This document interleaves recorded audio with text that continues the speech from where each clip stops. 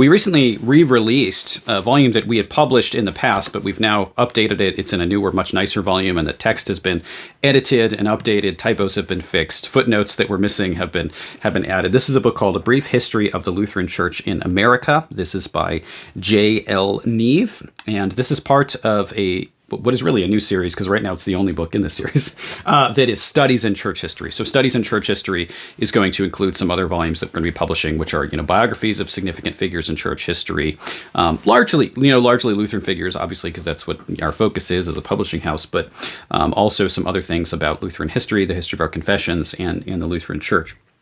So you can, look out and sign up for our newsletter, justincenter.org, to get updates on what other things are coming out. But this volume is a really helpful introduction to the beginnings of Lutheranism in America and the various synods, the various church bodies that formed in America, and what makes them all unique. Lutheran history in the United States can be very confusing because, unlike the Presbyterian or congregational churches, within the Lutheran churches in the United States, you have little groups of immigrants settling in different parts of the U.S.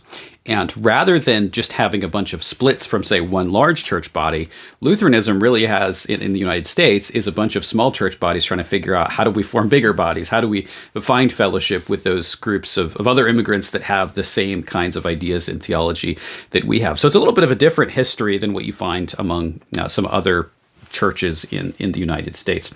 But this volume, I think, is a very accessible one. That's why it's the first church history volume that we've published, because I think it's very well written.